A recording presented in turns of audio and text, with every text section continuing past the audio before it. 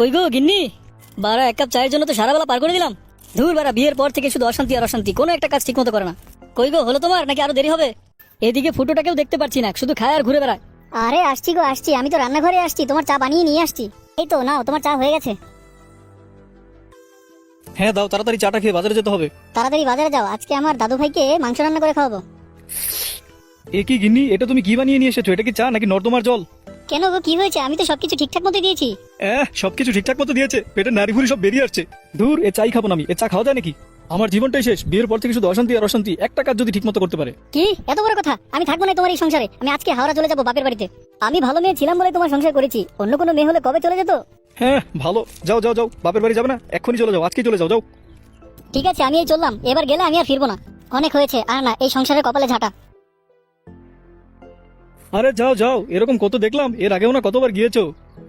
আরে আমি তো বুঝতে পারছি না, আমার এই বউটা কি সত্যি সত্যি বাপের বাড়ি চলে যাবে নাকি? আচ্ছা যাক, সমস্যা নেই। দাদু, ও দাদু। আরে দাদু ভাই যে, তুমি এতক্ষণ কোথায় ছিলে? আসো আসো, তাড়াতাড়ি এদিকে এসো। সেই সকাল থেকে আমার দাদু ভাইটাকে দেখছি না। হ্যাঁ দাদু, বল্টুর সাথে খেলছিলাম। দাদু, আমার না ভীষণ খিদে পেয়েছে, আমার এখন কিছু খেতে হবে। ঠিক আছে দাদু ভাই, তুমি চিন্তা করো না, আজকে সন্ধ্যাবেলা তোমাকে বিরিয়ানি রান্না করে খাওয়াবো। কি বললে দাদু ভাই, তুমি আমাকে বিরিয়ানি রান্না করে খাওয়াবে? ঠিক আছে, এই আমি চললাম, এবার গেলে আমি আর আসবো না, তুমি থাকো তোমার সংসার নিয়ে। এ কি দাদু, তুমি কোথায় যাচ্ছ? আরে দাদু ভাই, তোমার দিদা রাগ করে বাড়ি চলে যাচ্ছে, আর কয়দিন গেলেই চলে আসবে। আমি আর এই সংসারে ফিরছি না। তুমি কি ভেবেছো প্রতিবার তুমি আমাকে বাড়ি থেকে তাড়িয়ে দেবে আর আমি আসবো না? হয়েছে, আর বলতে হবে না, এর আগেও না কতবার গেলে, কই একদিনে তো থাকতে পারলে না, ঠিকই তো চলে এসেছো। ও দাদা, আমার দাদি যেন বাড়ি থেকে না যায়, আমাকে বলেছিল মাংস রান্না করে খাওয়াবে, চলে গেলে আমাকে মাংস কে রান্না করে খাওয়াবে? আরে দাদু ভাই, তুমি চিন্তা করো না, আমি আছি না, আমি তোমাকে মাংস রান্না করে খাওয়াবো। ঠিক আছে, আমিও দেখবো তুমি তোমার নাতিকে কয়দিন রান্না করে খাওয়াও। এই আমি চললাম আমার বাড়িতে। কি রে ফুটো, এবার কি পিকনিক টিকনিক করবি না নাকি? আমরা বন্ধুরা মিলে সিদ্ধান্ত নিয়েছিলাম এবার পিকনিক করবো, কিন্তু তুই তো কিছু বলছিস না। পিকনিক কি করবো রে? আমার বাবার কাছে 10 টাকা চাইলে দেয় না, আর তোরা বলছিস কিনা পিকনিক করবো। এই পিকনিকের কথা বললে আমাকে ঘর থেকে বের করে দেবে। ল্যাংচা ফুটো, তোরা এখানে? ওদিকে কি হয়েছে জানিস? তোর মা তো তোর বাবার সাথে রাগ করে চলে যাচ্ছে।